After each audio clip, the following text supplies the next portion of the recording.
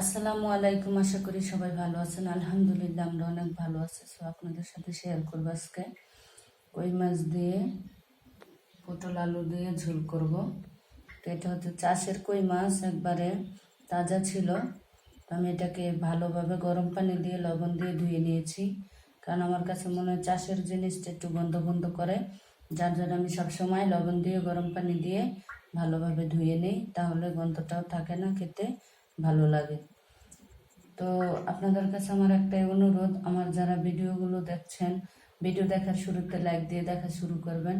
আর অবশ্যই আমার চ্যানেলটা ভালো লাগলে আমার পাশে থাকবেন, আমাকে সাপোর্ট করবেন, আমার চ্যানেলটা সাবস্ক্রাইব করবেন। আর কেমন হলো কমেন্টে জানাবেন। আমি কিন্তু প্রত্যেকের ফুল ভিডিওটা দেখি। আপনাদের কাছে আমার অনুরোধ, আমারও ফুল ভিডিওটা দেখবেন। আর জানি না কেন আমার ওয়াচ টাইম কম হচ্ছে, কারণ মনে হয় অনেকেই কমেন্ট করে চলে যায়, ভিডিওটা ফুল দেখে না, যার জন্য এই অবস্থা। সো আরেকটা কথা, অনেকে সাবস্ক্রাইব করে উঠিয়ে নিয়ে যায়, আসলে এটা ঠিক না। কারো সমস্যা থাকতেই পারে, যে ভিডিও 24 ঘন্টার মধ্যে রিপ্লাই না দিলে উঠিয়ে নেয়, বা একদিনই অনেকে উঠিয়ে নেয়। জিনিসটা করা মোটেও ঠিক না।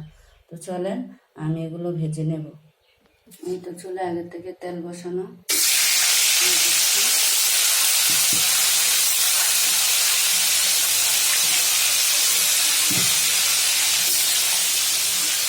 দেখেন মাছগুলো লাল লাল করে ভেজে নিয়েছি। মাছগুলো উঠিয়ে প্রথম করে ভেজে নিই।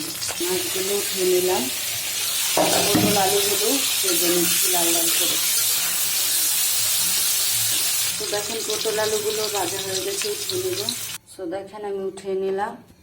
তো এখন হচ্ছে আমি এই তো মশলাগুলো, আমার পেঁয়াজ কাঁচামরিচটা দিয়ে দিচ্ছি।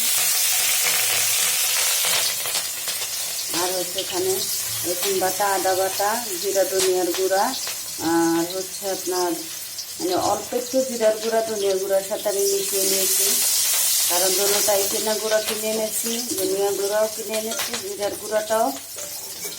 তো 100 গ্রাম জিরার গুঁড়ার সাথে দেখা গেছে আমি 50 গ্রামের কম হবে, মানে 100 গ্রাম ধনিয়ার গুঁড়ার সাথে 50 গ্রামের কম হবে জিরার গুঁড়া মিশিয়ে নিয়েছি।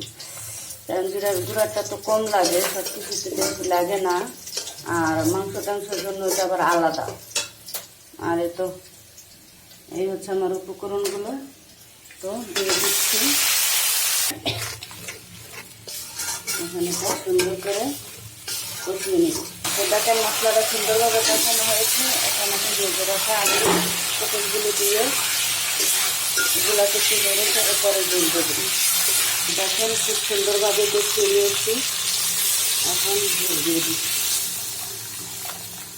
তো দেখেন মাত্রই ঝোল দিচ্ছি, তারপরও কালারটা কত সুন্দর আর কত সুন্দর ঘনত্ব আছে। তাহলে মশলাটা একটু বাড়িয়ে দিয়ে ঘন করে রান্নাটা করি। আর হচ্ছে এই তো মাছগুলো দিয়ে দিচ্ছি, কারণ সব কিছু যত ভাজাভাজি, তো মাছগুলো অনেক মোটা মোটা, যাতে করে সুন্দরভাবে ভিতরটা সেদ্ধ হয়, যার জন্য একসাথে দিয়ে দিলাম। তো দেখেন হয়ে গেছে। তো আমি আরেকটা বাটিতে ঢেলে নিব, নিয়ে আবার 2 মিনিট জাল করব। নিজে রান্না করছে বলে বলছি না, তরকারিটার গ্যারান্টি এত সুন্দর। এইভাবে আমি যেভাবে রান্না করলাম আপনারা রান্না করে দেখবেন। আসলে এক একটা রান্নার এক একটা স্বাদ, কাঁচা রান্না করলে আরেকটা স্বাদ, এইভাবে রান্না করলে অন্যরকম স্বাদ। তো আলাদা আলাদা টেস্ট এক একটা রান্না।